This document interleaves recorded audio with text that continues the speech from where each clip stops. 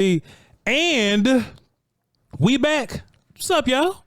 Everybody that's watching, whether you're watching at home, you know, you're watching on TV with your kid. You might be on a boat or something. I don't know where you're watching. You know what I mean? But we appreciate you for watching. We doing all right, Brian. You all right? You good? I'm doing all right. How about you? I'm not even going to ask you because I know you're doing all right. Yeah, lovely, man. I can't complain about nothing, man. Life is good. Hey, man, the Cowboys did some stuff today. Before we talk about that, Brian, let me tell you something that pissed me off today. Let me just tell you something that upset the hell out of me today, man. You know, we've been looking at these other rosters or whatever, right? I've been looking at two of them. I've been looking at the Jets and the Dolphins. I'm trying to find some running backs up in here. I'm like, oh, there's no way they go 4 running backs. Well, both of their ass went 4 running backs. Both of their ass. They're keeping Israel Abanikanda, and the Dolphins are keeping Jeff Wilson. I'm like, damn, boy, can't catch a break around here, Bryan Broaddus.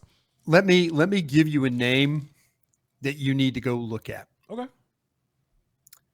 Frank Gore Jr. at Buffalo. So listen, everybody been tagging the hell out of me about this. I haven't seen I watched this kid. I watched him. I watched Anna Abanikanda this morning. Yeah. And I'm going to say this.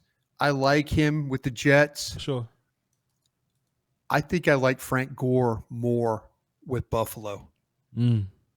Then this kid, you know, the name is the name. Mm-hmm. The toughness is there. The ability to make cuts, to run over people, to catch the football, to do everything you want to break tackles at the line of scrimmage. I think Buffalo, honestly, I'm not going to sit there and act like I know every running back they've kept. Sure. But my gosh, they might have made a mistake here putting this kid on the street.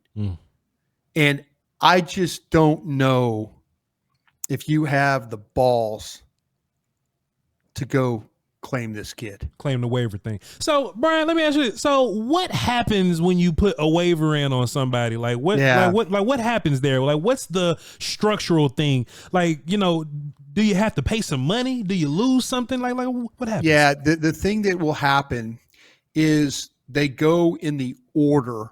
Mm-hmm. They go in the order of how the season in 2023 ended. Sure. So if the teams with the worst records have claiming priority. So, you know, if you how the draft order went, that's how we're going to claim these players. So, say for example, the Arizona Cardinals or the New England Patriots, say they were to claim Frank Gore. And you put a claim in being Dallas Cowboys, you're picking 26th, I believe, in the claiming order. Mm-hmm. You're going to lose Frank Gore to a team ahead of you in a claiming order. Mm-hmm. Now, you could sometimes the league will say, okay, New England's put in 3 claims. They want you to give me the priority of the 3 claims. And maybe they'll say Frank Gore Jr. is the 3rd of the priorities.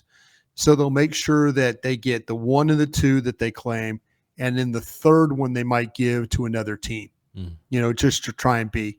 If I'm New England, if I'm my buddy Elliott Wolf in New England, I'm claiming every guy on waivers today. Yeah. Just my team. I'm going to make my team better. This is the second draft. Yeah. But so, yeah, it falls in order of how the season went. And you're in that 26 hole right now. So you're claiming priority is not great. When you in that 2016 draft, when you were picking 4th, and you drafted, you had with Zeke and all that, you're sitting in the 4 hole there. Now your claiming priority is pretty good. Anybody you wanted to get, you could probably have gotten. Sure. My hope, Voch, is this, that Dallas is looking at their running back room, and the fact that they brought in our guy from Dalvin Cook. Mm-hmm. The fact that they brought him in, and Todd Archer and I were talking about this seems very much like an emergency board situation. Or maybe even a practice squad situation. Sure. But the fact that they're interested in bringing in running backs or looking at running backs, God, I hope somebody's watching watching Frank Gore's film, watching him play against Chicago, and Pittsburgh and Carolina, and maybe you have a college report on him. Maybe they didn't like him. There's with him being a rookie, the fact that they didn't try and draft him or anything. That Dallas was in a situation when I was asking him about these backs, and this was after the draft. Mm-hmm. And remember, you and I did a show, and we were talking about at what level did it become we've already got this guy. Not worth it to draft a running back because they're not better than Dowdle, for sure. Exactly. That's what it came down to. All of a sudden, maybe when they got out of that third round, it became, okay, this is like guys like Dowdle. Sure. This guy's like Dowdle. This guy's, that departments do that. Yeah. It's like, why are we drafting the same guy? Well, why are we having Royce Freeman and Ezekiel Elliott on the same team? Yeah. Why are we? I just know looking at Frank Gore, there is some toughness there. There's some elusiveness when it comes to, making the first guy miss, running over somebody, nose for the goal line, catching the ball. Somebody will probably claim him ahead of you, but by gosh, I'd put a claim in for that kid because I would find somebody. I'm sorry, Matt. Well, let's go. Yeah. Sorry. I can't. Hey, I'm sorry. Wheat. I can't keep, I need this spot. You need to run back. I need a spot. Yeah. And this kid I think this kid could be a difference maker. And I just watching him, it was so impressive that and I was watching Anna Bandicanda from the Jets and I was thinking this kid's good. Yeah. But then I'm watching Gore and I'm going, damn, Buffalo must have some studs at running back if they're putting this guy on the street. So, and what will happen tomorrow, Voch? Somebody gonna get him? No, he'll go back to Buffalo. Nobody will claim him. Nobody will claim him. Now, Bryan, did somebody tell you to watch Frank Gore? Mm-mm.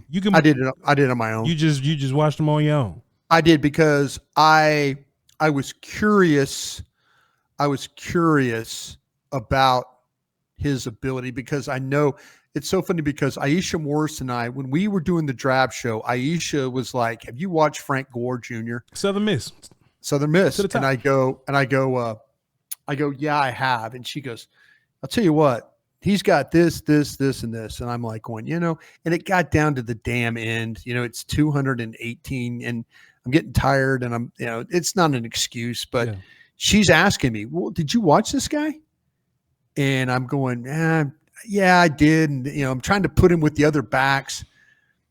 I'm telling you what, Dallas's running back room right now, to me, Dowdle, Vaughn, fine. Yeah. This kid's got a shot. This kid has a shot. And I think Buffalo might have made a mistake. But like I say, he will go unclaimed.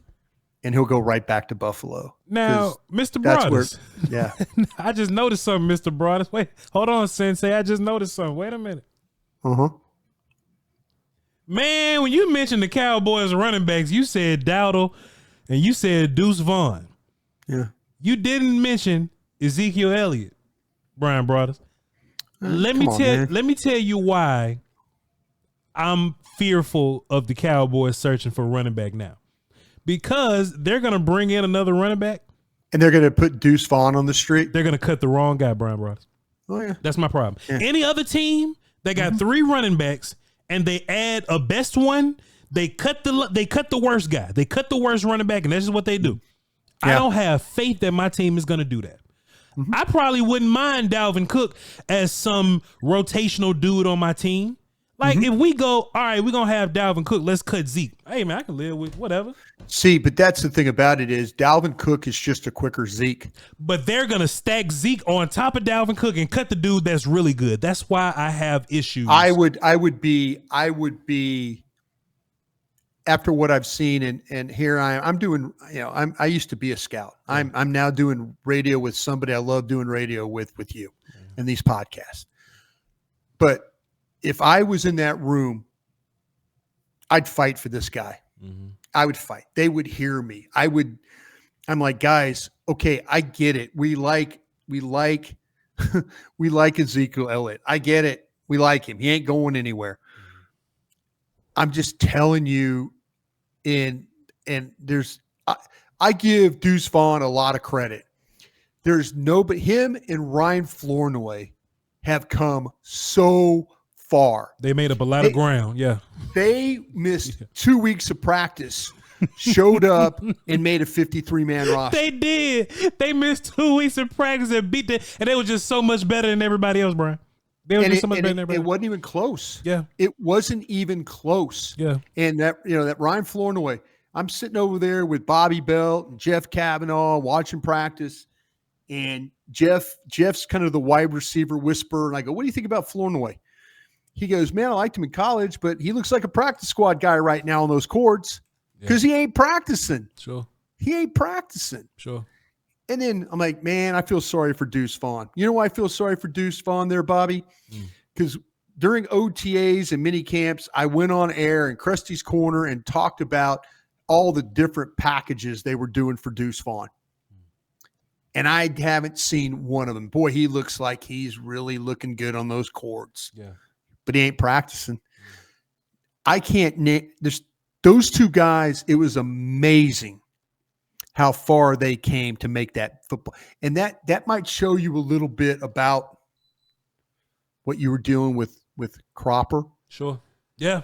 Yeah. That might show you a little bit about Billy Johnson. Mm-hmm. Might show you a little bit about maybe it's good. And I think Cropper, maybe those guys come back to the practice squad. We'll see. Malik Davis, I you know what? I'm hearing some whispers. He might not be coming back. Because he got an attitude or something? Because that might be the old water under the bridge. We'll see. I have had people tell me things and it ended up the other way. Hell, I had somebody tell me today about Wood, the safety. Mm-hmm. And they're like, yeah, it looks like Wood's made the team, Brian. It looks like, yeah, we like Wood. This Wood. And I keep talking. And then I get a call. I get literally on the air, after 2:00. And I get this text like, they're going to cut Wood. Damn. Something happened. They're going to cut Wood. Mm-hmm. And I went, that's just par for the course. But, I didn't have Span Ford making this team. Sure. I didn't have Span Ford making this. I think that they're so nervous that Span Ford would go somewhere else and be great. Yeah. And be great. Yeah. And that scared them. Yeah. That scared them. They're like, well, when we saw him at Minnesota, he was blocking well. Sure. He was getting his nose in there. He's rooting guys out. He's getting a second level. He's going to have to learn how to catch the ball. But I think they were so scared of putting him on the street that they weren't going to get him back. Yeah. And he's probably your 53rd player. Sure. In my opinion. Yeah. He might not be because, again, they might have to cut him to get somebody else. Yeah. But I just that one surprised me a little bit. The Buddy Johnson one. Buddy Johnson played himself onto this team. Sure. Sure. Buddy Johnson, when you watch Buddy Johnson practice and play, you're like going, all right. And then you watch him that Chargers game, and I'm like, all over the place. Who son of a gun running guys down? Like they're trying to get to the sticks, and he's running from the inside, getting all the way to the sidelines and blowing a guy out of bounds before he gets to the first down. Sure. From the inside all the way out. And you're going. And meanwhile, Willie Harvey getting misdirected and lost. That's how this game. That's how this game goes. Every game. And that's what happened. Cropper. Yep. I know I circle back on him. How many shows did you and I do from Oxnard where I'm like, good day for Cropper. Mm-hmm. Might be the lead guy, good. And then all of a sudden it was like they started playing the preseason games. Yeah. And Flournoy. Look at Flournoy. Oh, what? Racy McMath's making some plays. Yeah. Whoa, where's Billy Johnson? Billy Johnson, the first 10 days of practice looked pretty cool. Ooh, Billy Johnson's not showing up anymore. That's that. These guys, they always say, the front office cuts them and all that. Mm-hmm. I think guys play themselves off the team. Sure. But I also think that teams make mistakes at times. Yeah. I think Buffalo made a mistake on this runner, and I am going to be fascinated to see if somebody steps up and gets it, because it might not be Dallas, because they're going to be Zeke, Dowdle, and then Deuce. Could it be because Frank Gore is a similar type running back to Ray Davis, because they drafted Ray Davis in the 4th? And then they have Darrington Evans, who was like a speedy guy. He was App State, I believe. And that Ray Davis is he was tough, man. That was a tough dude. Yeah, it really was a tough dude. And then you got James Cook and Ty Johnson, who's like a pass catching guy. So maybe like it just didn't make sense numbers wise, and they just didn't want to have redundancy at running back like the Cowboys do, you know. Yeah. But I will watch film on Frank Gore Jr. You have just check it out, man. If you have the opportunity. I'm not trying to blow smoke up people's ass, but I'm just saying I had a chance to watch, and I couldn't talk about it today on the break because we're not allowed to talk about players that are still under contract or still with teams, unless we're playing them, that kind of thing. Sure. So I couldn't talk about Abanikanda. I couldn't talk about him. Yeah. But then I had to circle back and look at Gore, and I'm like going, give me a choice. I think I'm taking that kid from Buffalo. And the kid from the Jets made the team. Man, he made the team. Unless tomorrow shows up and somebody trades for him, sure, or something like that. Yeah, and Brian, I know you hate clips. I hate a lot of things. I know you hate clips, but is this today? Yeah, this is going on right now. This is the Cowboys day back, and they threw a Flournoy caught a touchdown. Look at that, one-handed. Who did he get it on? Andrew Booth, who's been getting a bunch of that lately. Oh no! You know what's funny about Andrew Booth? Andrew Booth has got a little bit of that. Who's Anthony Brown? Anthony Brown, Chido Awuzie. He's always in great position. He is. There's nobody that's in better position on route coverage than Awuzie to watch somebody catch the ball on him. Yeah. You know, he had a bad stretch of being this close. Oh God, he was always a this close, clap your hands guy. Yeah. Hey, can I do something with you real quick? Hell yeah, man! It's your show. What you doing?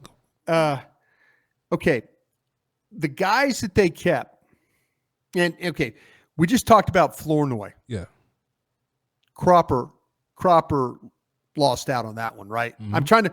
Okay, they kept a guy who got sacrificed for it, right? Okay, who got okay. Flournoy, you kind of feel like Cropper, right? Cropper was the guy that got sacrificed for him to make the team. Okay, so here's a list of everybody that got cut from your receiver in your tight end room here. Right. So I feel like the only guys that were like competitive in this thing really was Cropper, Billy Johnson. I think Harmon made a lot of plays, and I think they liked Durden a lot. He just couldn't stay healthy. But if you had to pick one guy that you thought was going to be the sixth receiver out of that group, it's Cropper. So Flournoy, he beat out Cropper on that gig. Yes, sir. Well, let's go. Beat out Ball, right? 100%. I feel like that. Yeah. And I think, you know why I think they kept Let's Go? Please tell me why. Because you know what? Josh Ball had been trash his whole life, but they've been keeping him. And finally he looks good. He's cool now, and they cut him now. I don't understand, but go ahead. I think the Raider game where Let's Go was out there playing against their starters and didn't completely fall apart. Sure. I mean, it wasn't pretty, but they're thinking like, well, damn, if he had to play and he's like lining up and he's taking on these guys, these edges for the, was it perfect? No. I think, and he played a million plays. He never – all those games, he was the right tackle. Sure. It's like he earned his letter jacket in 2 games. He played every snap. He played 90. They played 90-something snaps the other day. He played every one of them. Sure. He was beat. I think they love his toughness, but Ball lost his spot for him. Do you feel that way about it? Let me ask you this though, Brian. What if Waletzko was going to be here regardless? Yeah, I don't know about that. Watch this. What if it came down to what position that they play? Because Ball's he's not a tackle anymore, and we need tackles at this point right here, right? No, so you're making sense. What if it was TJ Bass that just gave them so much confidence. They was like, all right, this is our backup right guard situation. We just gonna roll with Bass and we're just gonna move on. Because Ball wasn't playing tackle at all. He was a 6'8" ass guard. You know what I mean? So I don't think he was necessarily versus Matt Waletzko. It's a goofy name. I think TJ Bass was the one that beat Josh Ball out. Oh, okay. I see what you're doing there. Because it's guard versus guard. Because look, you just can't add Ball because, all right, well, now you got Hoffman as an interior guy. You got Richards as a technical interior guy until he plays tackle again. And then you have I got him playing tackle. I think he's the tackle. Sure. So now you looking at, okay, what do we have the least of? And Chuma's on IR. Well, he's about to be. So you need Waletzko to fill your tackle room. Man, TJ Bass beat Josh Ball, which is weird because he ain't beat him for real last year. Crazy. I thought, I just feel like that, and I love what you said there, but I feel like that Waletzko, he made this team after the Raider game. They kind of saw like, whoa, maybe he's not a complete disaster. I can agree, and not only that though, Brian, but Waletzko played the whole last game. He was tired as hell. And he was, he did good versus the ones. He survived versus the ones, and then he beat the hell out the backup guys. So there you go. Do you feel like Deuce Vaughn put Davis on the street? 1,000%, 1,000%. I'll tell you why. Because if you ask him real quick, please. Did we misevaluate Davis and their desire to keep him for special teams? Did we sell something that actually wasn't true? Let me tell you what I think it is, Brian. We all listen to our sources. Yeah, and we all trust me on that. And we all got you know. I was at camp. I was there. Yeah, I know what you're saying. What I think happens is somebody talked about Malik Davis as a special teams guy the same way Solari's source, like whoever goes to him for information. Yeah. Hey man, I talked to Mike Solari today, and boy, he's smitten over some damn Brock Hoffman, and then next thing you know, we're going, hey man, bro, whoever the source was, Brian, Bones Fossil probably loves Malik Davis to pieces as a teams guy. Mm-hmm. But at the end of the day, the shit won't make sense because you a running back, sir. You got to be a good running back first. Yeah. So if you Malik Davis, man, you may be a teams guy. Let's just say you're a punt guy. You're on the punt team. Yeah. Deuce Vaughn brings value as a punt returner. Right. Malik Davis cannot. Yeah. You see what I'm saying? So now we have this need for a punt return guy. We know Turpin is one of them. We just cut Durden. We cut Cropper because he can't play receiver for. Nobody's going to make money as a teams guy, just as a teams guy, except for Goodwin. And Turpin or whatever. The rest of y'all, Wanye is here because he plays good safety. Right. He just happens to be on teams, right? Right. So Malik Davis, man, he just wasn't good enough as a running back, Brian. He was our fifth running back. He was running back 5, and he was not a return guy. And we needed a return guy, and we needed competition at running back. Malik Davis wasn't good enough to do either. Vaughn beats out Davis. That's the deal. Beat the hell out of Davis too. Spanford beat out Fant. I think contract came into play, man. You think that money, that guaranteed money? I think that money, man. I think the money, but and because listen, Brian, I think Fant is okay. Let me ask you this: Sure, is Hunter Lipke Fant, or is Fant Hunter Lipke? Man, Hunter Lipke a running back to me. Yeah, he's a running back to me. But that crash dummy guy, the stunt man. Yeah. Hunter Lipke is a stunt man. What position does he play? He's a stunt man. Okay, let's bring in the stunt man, run him in there and let him get whacked, and all that stuff. There were times, Brian, to where I'm up here going, you know what? Mike McCarthy. McCarthy wants his tight ends to play all the tight end positions. Yeah. Just put Schoonmaker at fullback or something. Because you know what? Sean McEwen played a lot of fullback for you. That's true. And he blocked better than Lipke. You know what I'm saying? So, as far as Fant goes, I think they have two different skill sets. I think Fant is more of a Jameis Olawale where he can run a little bit more. Yeah. But I don't think we have room for that. But if I'm being honest, I don't think we have a lot of room for Hunter Lipke. They're going to have to prove it to me, Hunter Lipke beat out Princeton Fant, and I hope Hunter Lipke shows. Well, I said Spanford. Spanford. Yeah, Spanford. Spanford beat out Fant. Yeah, that's Okay. what I asked you. Yeah. So this is actually something I thought about today, Brian. I was like, man, tight ends normally they aren't that good fresh out of college, right? They normally need like a year or so to acclimate. But then I hated that point because I thought, man, Brevin been a tight end for 6 years at Minnesota. Yeah. Like he got plenty reps in. Yeah. I think Spanford shit the bed in his first couple of practices. And he's rallied the last couple of weeks. Sure. So maybe they feel like it's easier to fix Brevin than it is to fix Fant. Yeah. You know what I'm saying? And maybe there's a clearer path for Brevin than it is Fant. Fant gonna have to reinvent fullback here or tight end here. Brevin is your blocking tight end. Yeah. Besides Luke, So I think Ford has a clearer path to, victory here. I'm about to slap you upside the head with this one. Never.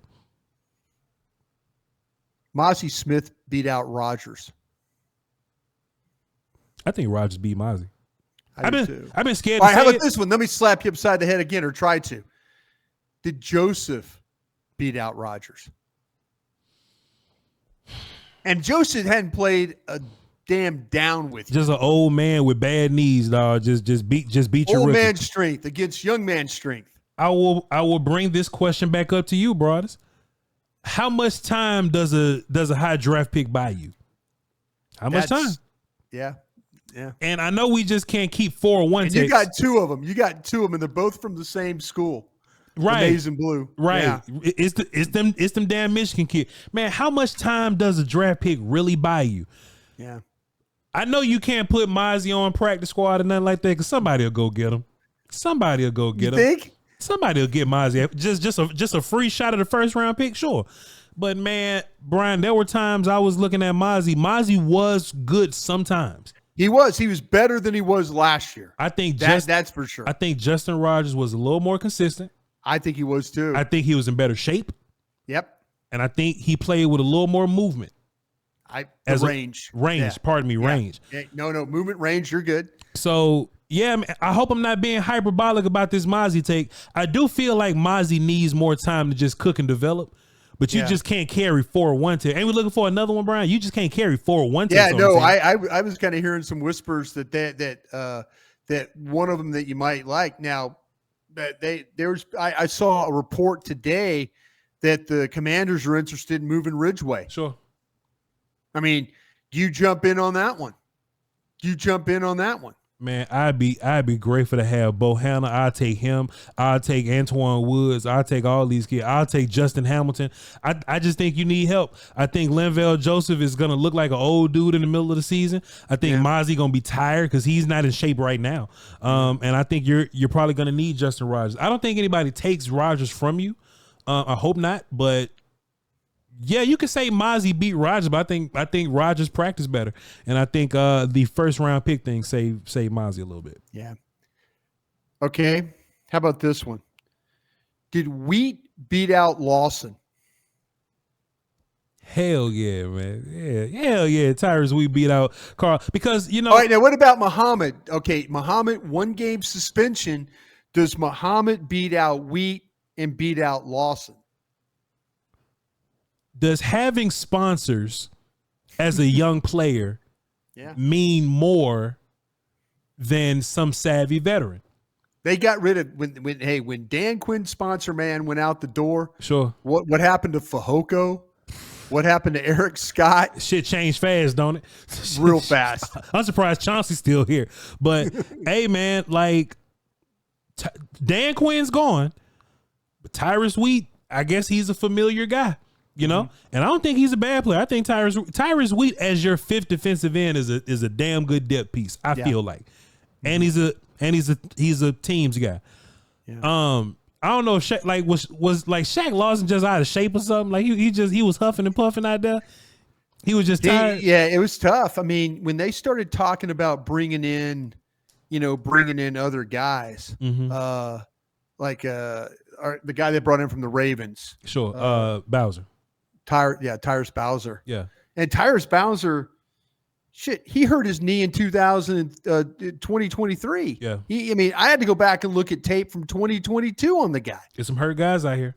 There's some hurt guys. But out of those three guys, Brian, Lawson, Muhammad, and Wheat, I think Muhammad's the best out of those three. I do too. And I guess I wonder if to get Muhammad on, they'll take Wheat off. You just have to worry about if somebody would take Wheat from you, and I don't think they'll do so. Which is why I'm fine with them cutting the guys that they paid for in like free agency or whatever, because ain't nobody want y'all at first, so don't nobody want y'all now. Lawson will be there. Lawson will be fine. Buddy Johnson, he beat the hell out of Harvey, dog. It was bad. Him or Nick Vigil? Which who did Buddy Johnson beat out? Nick Vigil or Harvey? Buddy beat the hell out of Harvey, man. I think Vigil was just like a. Sometimes you can be super consistent, but you don't really jump out. Yeah. I think Vigil was just steady. And that may not have been enough to take the job. Buddy is flying off the film. He's running to the football. If y'all rolling out on naked boots, he's batting down passes. He's in the mix. Me and my guy Will Steele, shouts out to Will Steele. We talk about winning loudly or winning quietly. Vigil, I don't think was bad, but he was a quiet winner. He was a very quiet winner. Harvey was just a loser, not like lose, but he just lost this exchange. But Buddy is just a loud winner. He jumped off. He was so undeniable that he's your fifth linebacker, and you can't knock that. All right, Who? Okay. By the way, I'm hearing about this Darius Harris that they got from Kansas City. Yes, sir. This guy might be coming back to you. Good. This guy might be coming back. I don't know if that does anything for you. He looked pretty good in that game the other day. I will consider it good news if you tell me Keemon Hall, Wood, and Josh Dewberry come back. If you tell me those guys, I'd be happy, bro. I'm sitting there looking at Julius Wood, and I'm thinking like, oh, he definitely on the team now. Yeah. Cut his head, bro. He'll be back though. He'll be back. What did Royce Freeman do to get cut here? Shit, Zeke politics. Zeke being friends with the owner, general manager. I told you if I had to go to a game and I had to wear a Zeke jersey, I wouldn't buy a 15. 21? I'd buy his Ohio State 15. Yeah. Hey man, Zeke has rollover seniority. This is something I've been talking to my audience about. Rollover seniority. I like this. Rollover seniority, rollover respect. These are real things. To where, hey man, Zeke declined, and then he left, and then he came back. And in my mind, I thought we was about to treat Zeke like Lael Collins. You know how we just threw Lael Collins back on the streets. Yeah, Zeke got rollover respect to where he could be the worst. We didn't even evaluate him. We didn't even have a chance to break down tape on him. We couldn't look and see what he did. We wouldn't. They wouldn't even let Zeke get a series. He couldn't get 3 handoffs. I wonder why, Brian. Why are they trying to hide Zeke from us like that? But that's your running back one, and they bubble wrapping him like he's damn Jonathan Taylor or something. They bubble wrapping him like he's Devon A-Chain or something. That's Ezekiel Elliott. Yeah, and gosh, I hope they're right about him, because you'll know real quick. I think they're going to be able to run the ball with this offensive line, believe it or not. I just hope they have the right back to do it with. That's my problem. When people tell me Voch, Zeke is going to be better because the O-line is going to be better, that's a fair point. No. You need the O-line is going to be better. You need a back to get through. You can't, as an offensive lineman, as much as you and I played offensive line, you can't ask this line to hold their blocks. That's the thing that made Pollard good. Yep. You ask Zach Martin about that. Who would you rather? You want to block for somebody that's got quickness because you don't have to hold your block all day. Yeah. That's the thing about that. That's the thing with that thing. Help me out. Hey, I'll tell you what. I was on, I'm on the break with Nick Harris. Yeah. And Nick Harris in the final minute of the show goes, these roster spots, I really don't know. I mean, tell me why CJ Goodwin has a roster spot. Starting shit. Why would he say that on the? And I looked at him and I said, hey, listen, you have a better chance of surviving an attack from Taylor Swift's fans or from Beyonce's fans than putting out there why CJ Goodwin, because somebody's going to hear you say that, and you're going to be sitting in that lunch line, and they're going to attack you at your table while you're having your burger and fries. See, I like to fight though, Brian. So I say it loudly. I really want to know. I look, and you look. I was surprised he even brought it up, Bones, because you and I have been, but I've had people reach out to me and say, "Oh man, no, what are you talking about, bro?" CJ Goodwin he must got naked pictures of somebody. Because look, I've seen Bones Fossil take a defensive end, put him there, and made it work. You know what I mean? So what you tell you was just this undeniable kid? What I want to see him run a 40. I want to see how good he is. And look, change of direction. That would be good too. That would be something I'd like to see. Let me just be fair to my audience, because I've been poo-pooing on Goodwin for a while. He is good at his job, right? And him in tandem with this incredible punter that you have, that helps your defense immensely. And to be fair, Zimmer's probably one of the guys that's cussing you out about Goodwin, because they don't want return yards. They don't want punt return. Hey, look, wherever you catch it right there and let us play defense from there. But man, Brian, I'm trying to keep guys on my team, and y'all got this dude that play corner that don't even play corner. If you really do like Keeman Hall, you just put him on the street. Now, maybe you get him back. You should. But if Keeman Hall goes and plays nickel for somebody, and you got CJ Goodwin, put his ass at nickel. Put CJ Goodwin at nickel right now, and let him go cover somebody. Let him go cover CeeDee Lamb in the nickel and just see what he do. Okay, I got a question for you there, big timer. Yes, sir. My chain out. CeeDee Lamb ready for this? Yeah, I think he. Don't dance around. Don't you dance around this. I want you to say this with your chest. I think he's gonna be ready, but that's a tough ass defense week one to just be rolling off the couch.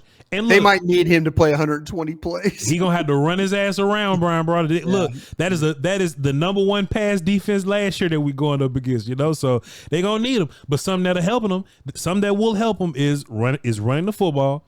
And taking it. I know, right? His ass better get ready to run if he's going. He better be one running with the ball. Plus, I don't think the Browns' offense is going to be all that great.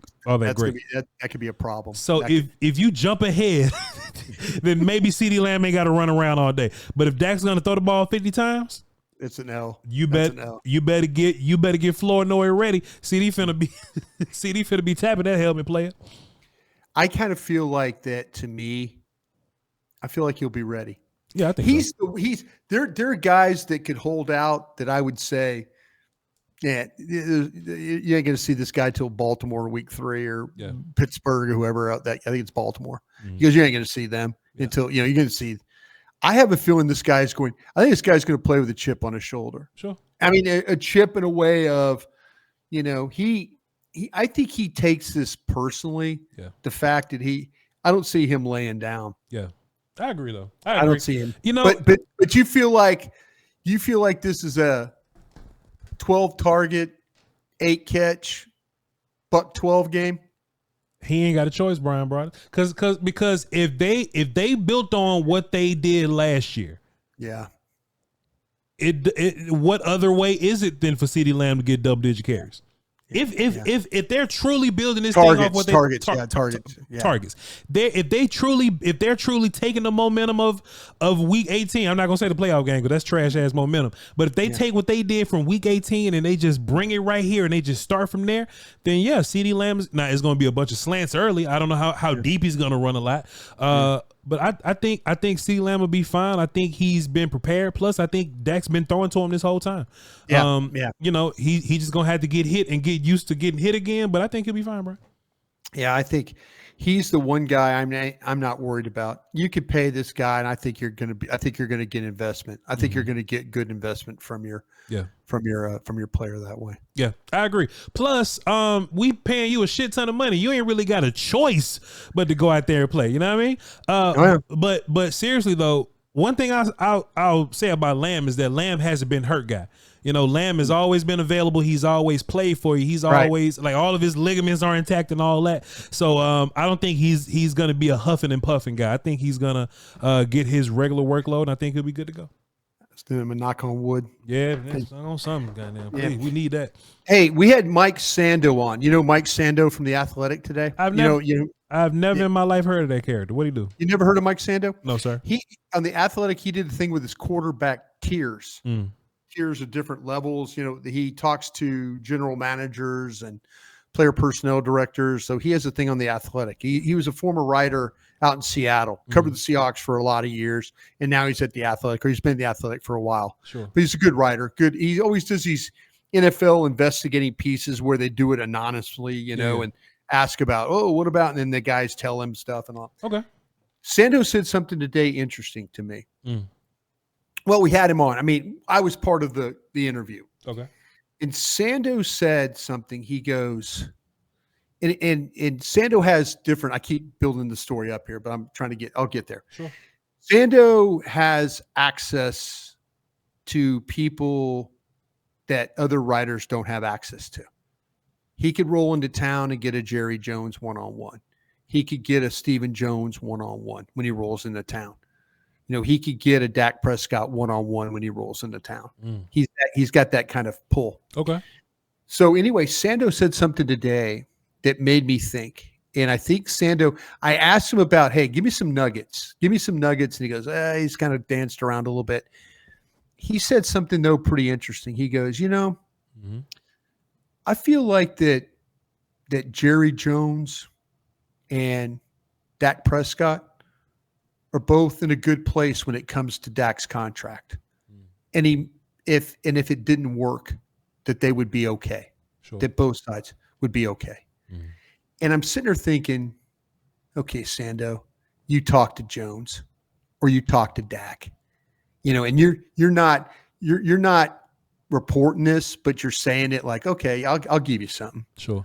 Maybe I'm reading into it too much, but he made it sound like that both parties were okay if they didn't get something done, that whatever happens, happens. And I wonder if that's really where we're at right now, that Dak is totally cool playing this season and seeing what happens. You know, Todd Archer's been adamant about this, and we love Todd Archer. I know I do. I have the utmost respect for him. Sure. Todd Archer was on 105.3 The Fan this morning. He goes, if you're Dak, why would you sign now? Sure. Well, I mean, if the season started, why would you sign? Just play it out.